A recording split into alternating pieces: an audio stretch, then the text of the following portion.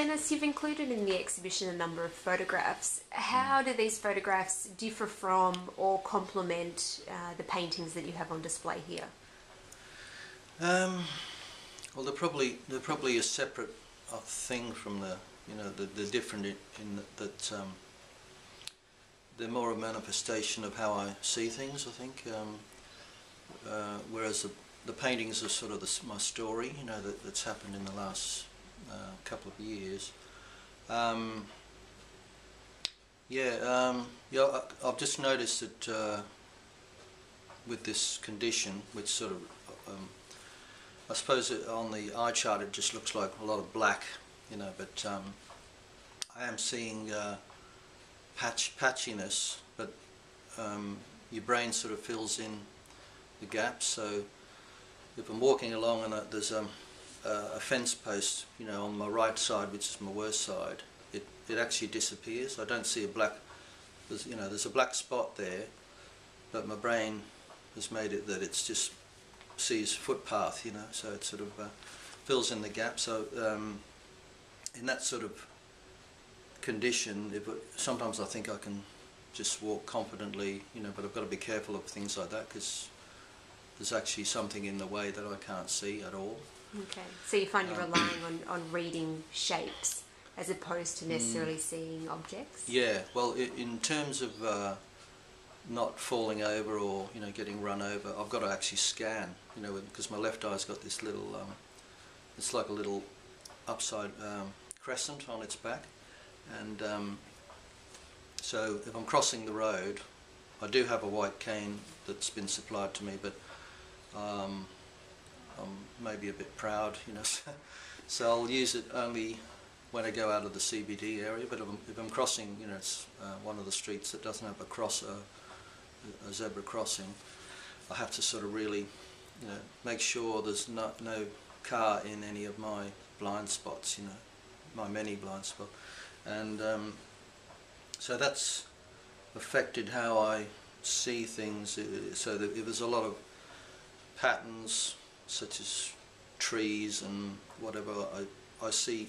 Everybody sees faces in clouds, and I seem to see that more now, so so the photos are sort of that, in the main, are to do with that idea, which I've recently discovered is called pareidolia.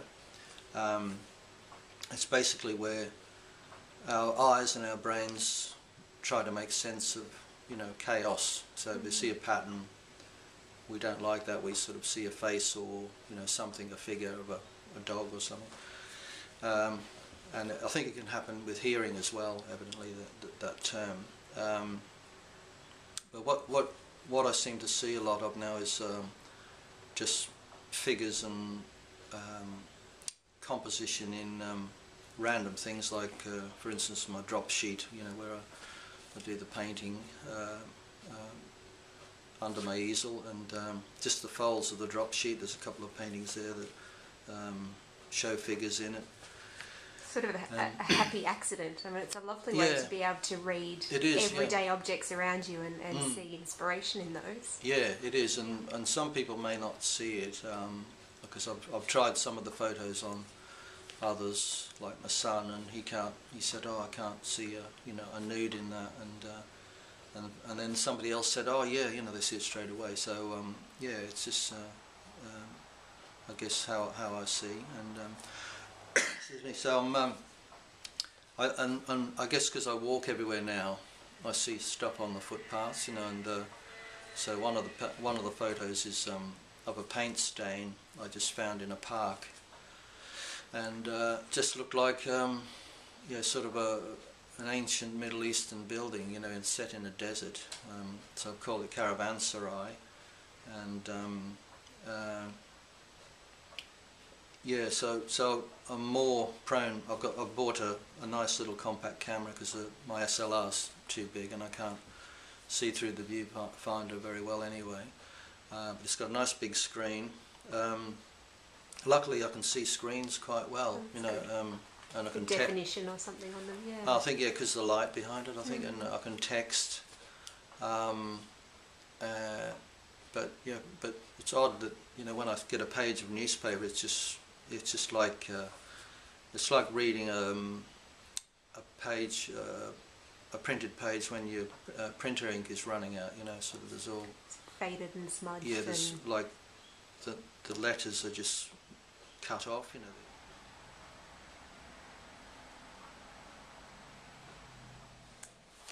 Dennis, Fragments of Visions is a very raw exhibition that's covered a very tumultuous time in your life. Where to from here? Do you feel that this journey is captured, and what do you imagine with your artistic practice from here on in? Good question. Well, I think the baseline for it all is that after years of dabbling in painting, of doing acrylics and the like, I'm now focused on doing it more often. You know, so I suppose I've got the luxury of having a disability pension. So in one sense, that's, you know, allows me to concentrate on it and see what might happen. I don't have any big expectations about art because it's such a fickle thing. So if something monetary comes out of it, well and good. But I think my main thing is to just keep enjoying doing the painting, and maybe perhaps get a website, and you know, sort of have the feeling that if there is any monetary gain, it would come with copying, you know, sort of reproduction rather than, you know, painting, which is very expensive for people to buy, and, you know, people are very budget crazy, or budget conscious now. So to take pleasure in what you can. Yeah. Yeah. So it's enjoy the process of painting. It's been therapy for me. I don't think. I think this plus the music has been you know, the two main factors that have kept me sort of positive, and I'm quite amazed at how quickly I have recovered mentally and spiritually with this whole thing. And I think, you know, the art and the music and even doing the Fragments of Vision thing, I think has given me a goal and a focus to look forward to. So I probably should be thinking of what the next step is really, but I tend to do stuff as it comes, I think. Yep, project at a time. Yeah. Thank you very much, Dennis. That's great. Okay, thanks, Trudy.